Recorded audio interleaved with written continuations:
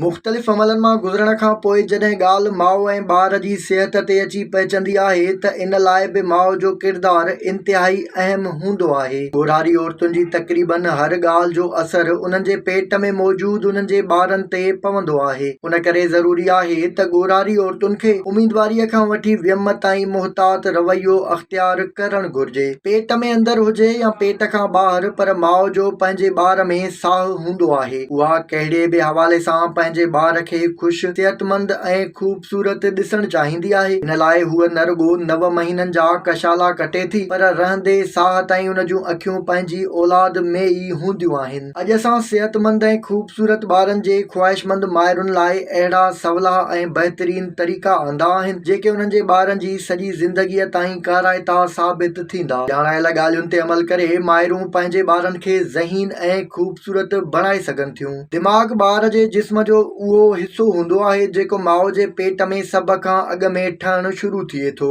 जीअं त माइरुनि जूं ॿाहिरियूं आदतूं पेट में मौजूदु ॿार ते असरअंदाज़ थींदियूं आहिनि, तंहिं करे ॿाहिरियों माहौल बि ॿार जे दिमाग़ ते असरअंदाज़ थींदो आहे। जेकॾहिं का बि ॻोढ़ारी औरत तमामु घणे दबाव में हूंदी त उन जो असरु उन जे ॿार जे दिमाग़ ते सिधीअ रीति पवे थो ऐं ॿार जो दिमाग़ मुकमल ऐं ताक़तवर सलाहियतुनि सां जुड़ी नाहे सघंदो।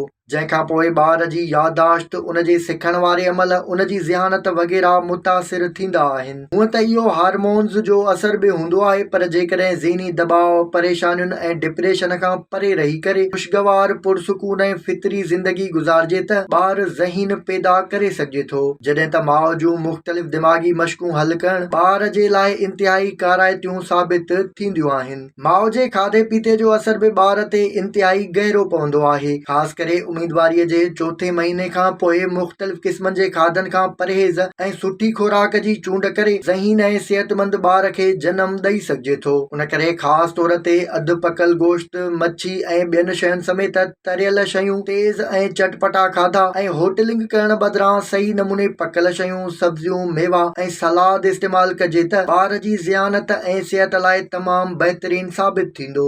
उन खां सवाइ जेका ॻाल्हि हाणे ॿुधाई वेंदी, थी सघे थो त तव्हांखे उन ते यकीन न अचे, पर इहा ॿार जी सिहत ऐं ख़ासि करे ख़ूबसूरतीअ जे लाइ इंतिहाई काराइती ऐं ज़रूरी हूंदी आहे। माउ जे पेट में मौजूदु 6 महीननि जो ॿारु पंहिंजूं अखियूं खोले छॾींदो आहे, पर उन खे रुॻो काराण ऐं अंधेरो ई नज़र अचे थो। उन करे माहिर ॻोढ़ारी औरतुनि खे मशवरो ॾियनि था त उन्हनि जे पेट ते सिज जी रोशनीअ जा किरणा रोज़ जे बुनियादनि ते ज़रूरु पवणु घुरिजनि। जॾहिं त इन जो तरीक़ेकार ऐं एहतियात बि लाज़मी आहे, छो त घणी गर्मीअ जो ॿार ते नुक़सान बि पइजी सघिजे थो।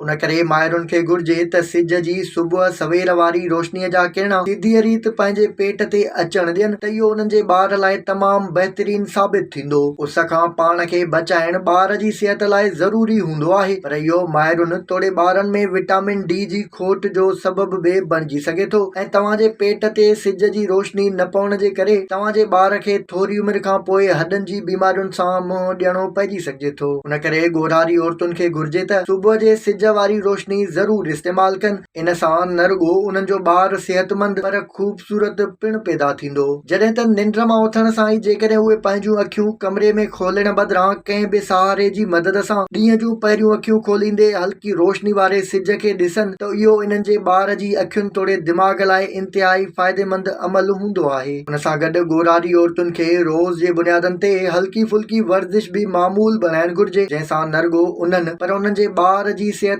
ते बि सुठा असर पवंदा आहिनि। उमीदवारीअ दौरान घुमण फिरण सां या जिस्मानी तौर तहरुक में रहण सां ॿार जे दिमाग़ में न्यूरॉन वधी वेंदा आहिनि, जेके याददाश्त ऐं सिखण जी सलाहियतुनि में 40% ताईं वाध जो ज़ामिन हुजनि था। उमीदवारीअ दौरान रोज़ वर्जिश कंदड़ औरतुनि जा ॿार जिस्मानी तौर ते फिट ऐं फुर्त हूंदा आहिनि। इन लाइ मख़सूस तरीक़नि जी वर्जिश जो करण बि ज़रूरी आहे। जॾहिं त औरतुनि खे घणो वज़न खणण या पेट ते दबाव विझण खां पासो करणु घुरिजे।